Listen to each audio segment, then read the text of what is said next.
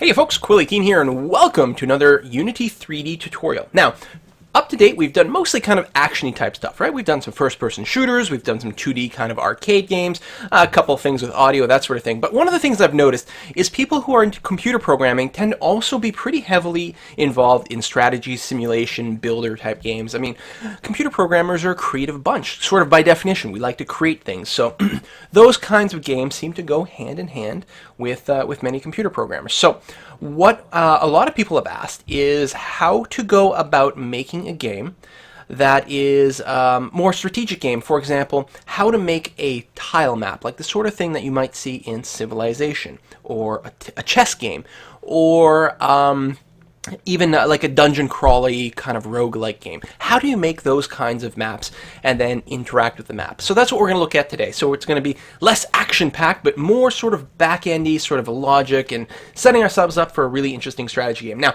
basically every one of those games do use tile maps, but they will use them in fairly different ways. And we're not really going to get into a lot of the specifics there, especially when it comes to the actual map generation. Because that's the thing, right? We could go and we could make these maps in Blender or any 3D tool that we want. We've certainly done that sort of thing before.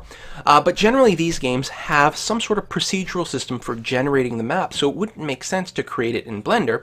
We want to be able to write code that generates our map and builds tiles out of it. And then some games have elevations, some games are flat, but some games might have walls. So we've got a bunch of different variants that are there. So what we're going to do is we're just going to focus on creating the very basics of how a tile map works, and then what you would do is sort of customize it based on the game that you are doing. And so what we're going to do, just like what we've done in some of the earlier tutorials, is we're going to kind of start by doing it the wrong way.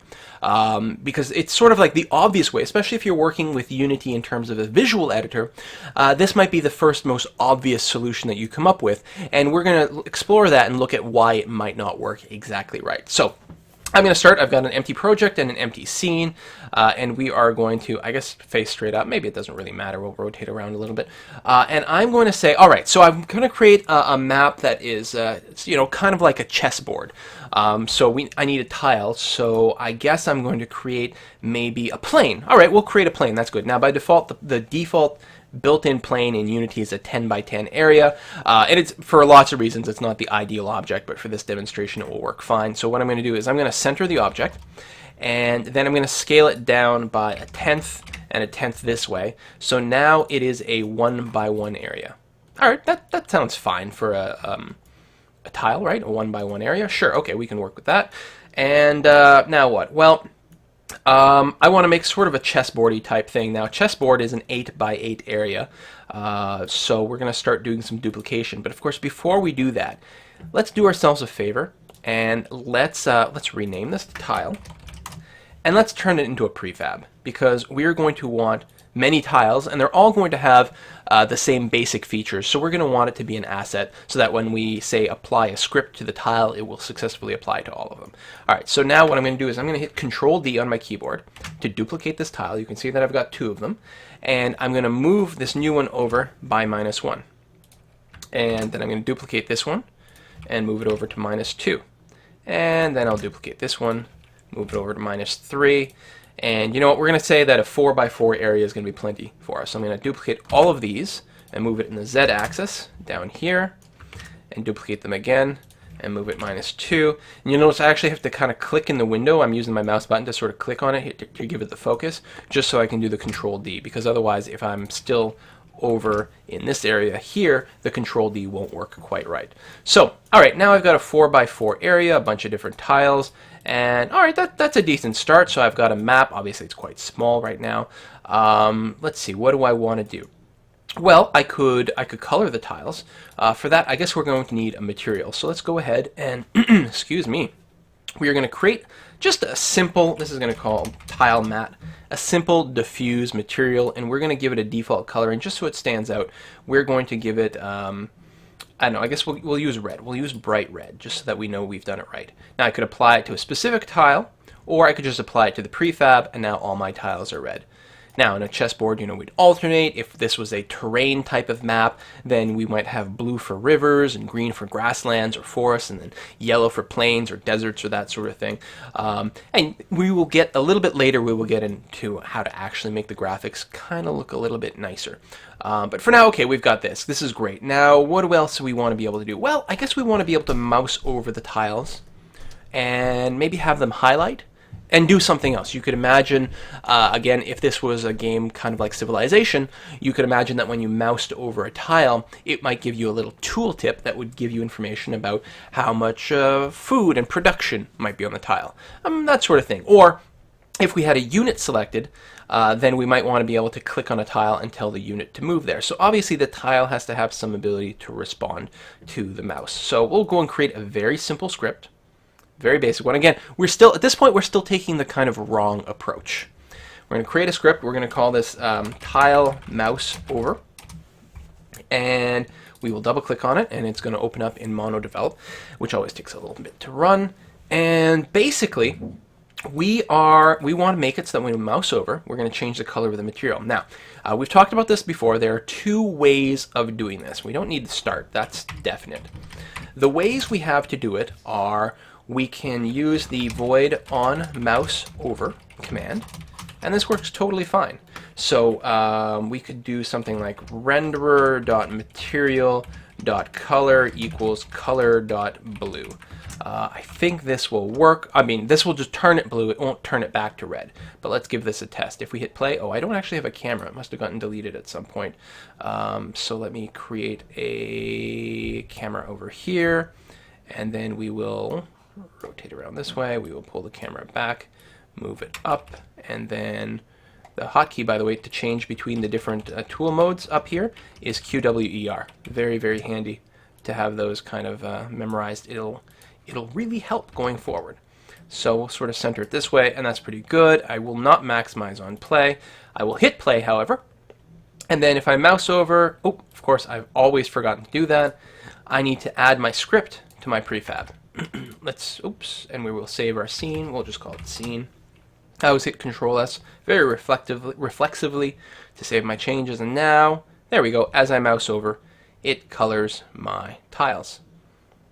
Alright, so that's one way to do the mouse over. The other way, which depending on what you're trying to do, may work better. In fact, I generally find that, except for very, very simple behaviors, this on mouse over doesn't tend to work. And by the way, what we could do is on mouse, I think it's exit.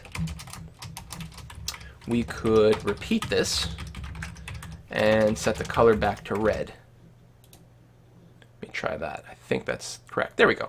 So now it's just showing us one highlighted bit here, and it seems to work okay, just fine. And it basically should be perfectly fine.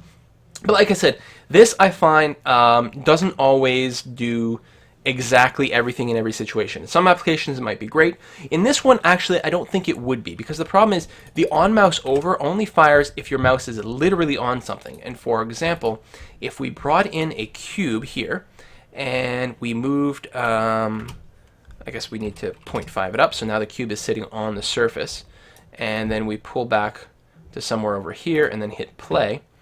Everything is working here, and then when I'm on the cube, it's not highlighting the tiles behind it. Now that's maybe what you want, or it may not be. For example, I might still want to be able to put my mouse over here, especially if you imagine that our camera, like in most Civilization games, tends to be set further kind of up and then looking more sort of straight down. And I might still want to know information about the tile that it's on and get a mouse over and know that I'm standing on maybe a rocky terrain, which is good for defense, so that makes me very happy about my unit. But I can't right now. I mean, I can sort of skirt around the edges because I don't have things lined up very well here. But that is the flaw with the on mouse over option. Now, the second option that we can take is to move everything into on update. The other thing you obviously in this scenario, what we'd actually want to do in the start is kind of capture the color at that point and save it in the variable, color.normal color, and then just reset it to normal color at that point. And what we might even want to do is have the highlight color be a public, so that we can set it in the inspector, for example. Okay. In fact, what the hell? We'll go ahead and do that. I'm going to get rid of these on mouse over, on mouse exit. And we will put in a void start.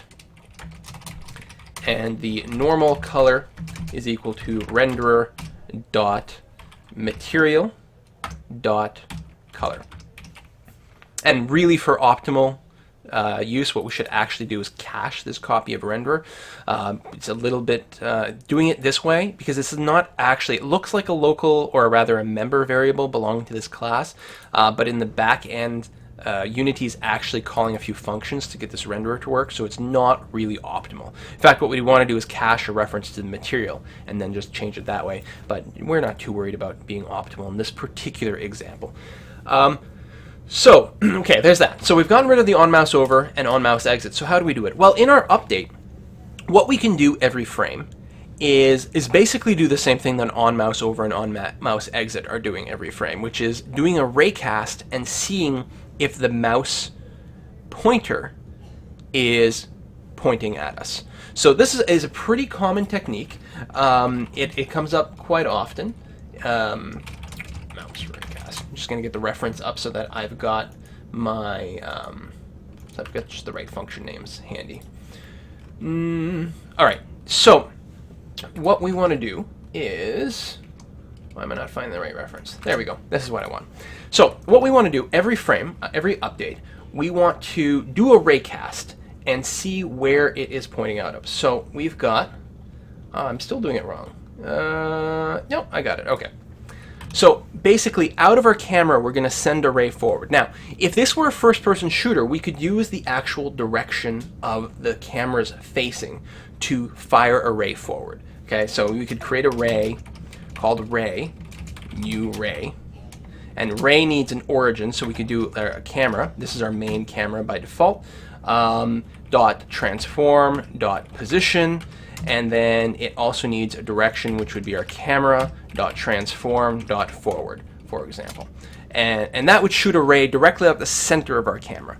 But we don't want to shoot it at the center of our camera. We want to shoot it where our mouse is. And so we have to use a slightly different function to do this. Now there's a helper function in our camera called screen point Turay.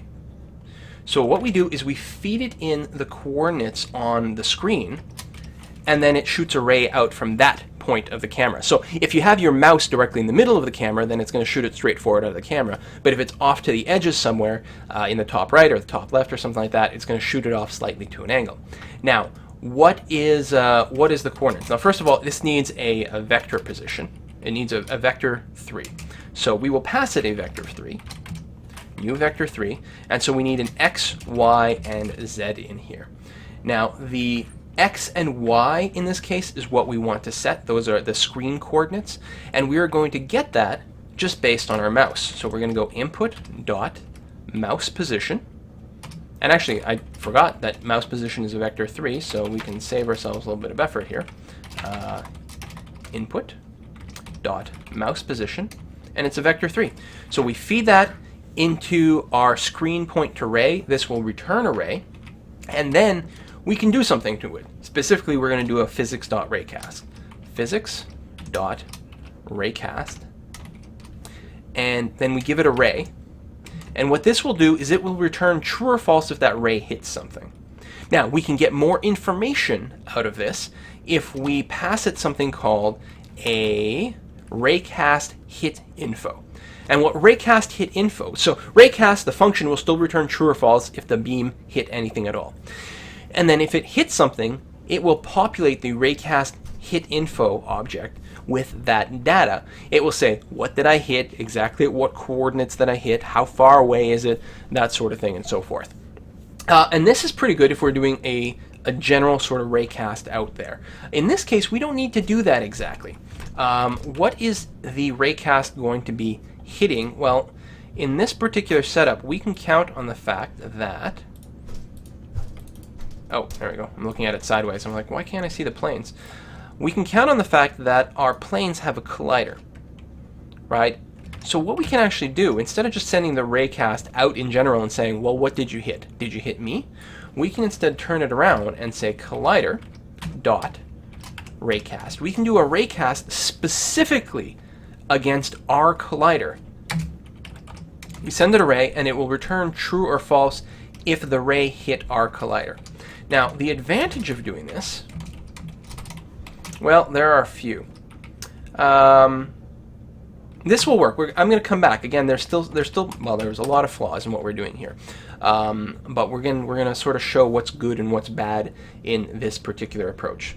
So if it hit our collider, then we are going to set our renderer.material.color to be equal to highlight color, and well, I guess that's sufficient there. And then else, we are going to set the renderer.material.color to be equal to our normal color.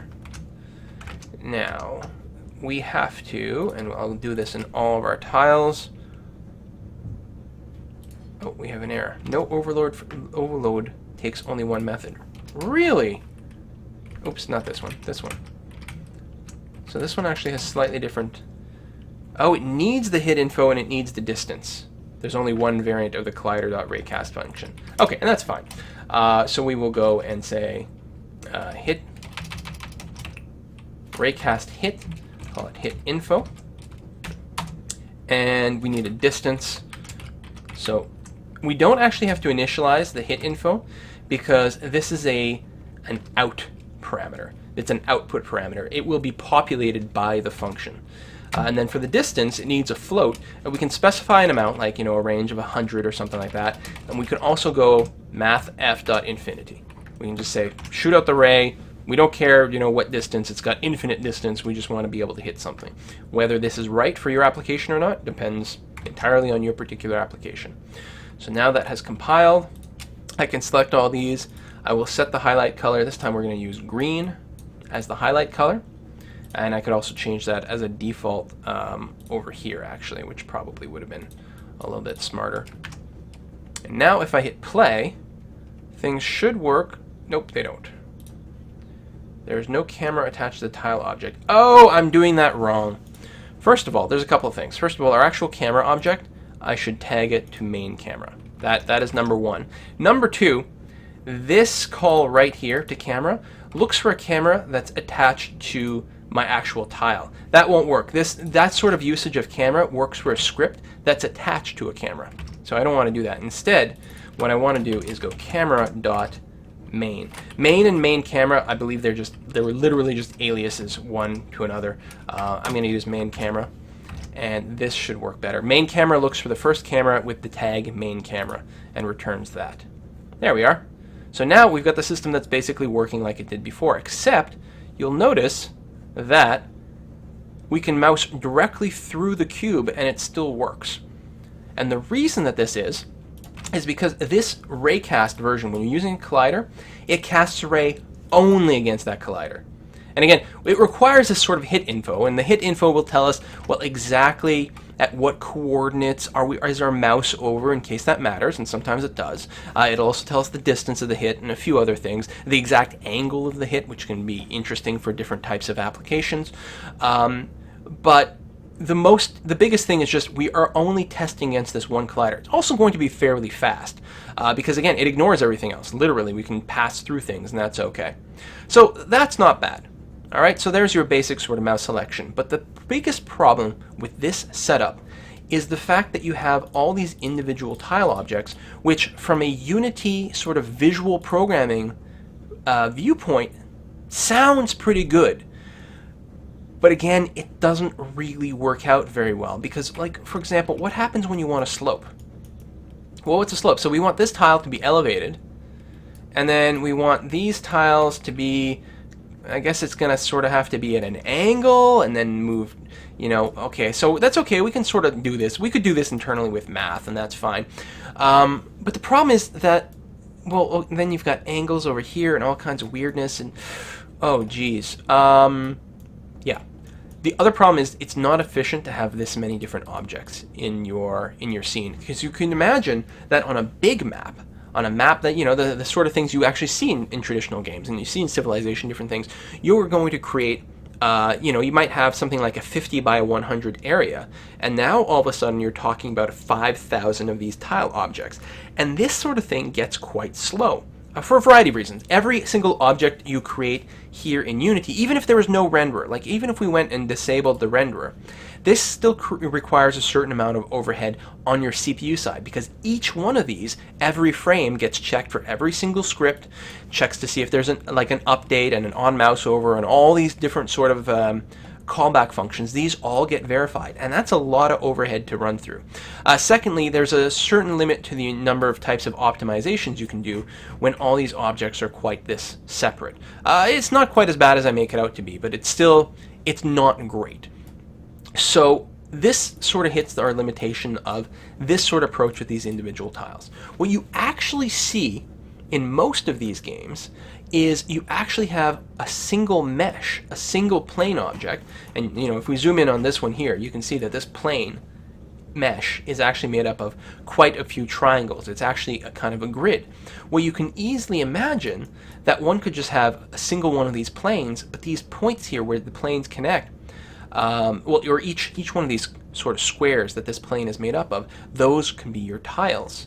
And that means if you want to sort of deform your map and you want to have elevation, what's as simple as sort of moving these points up and down and adding some jitter to it. And then all of a sudden you've got a bumpy map, a map with slopes and elevation.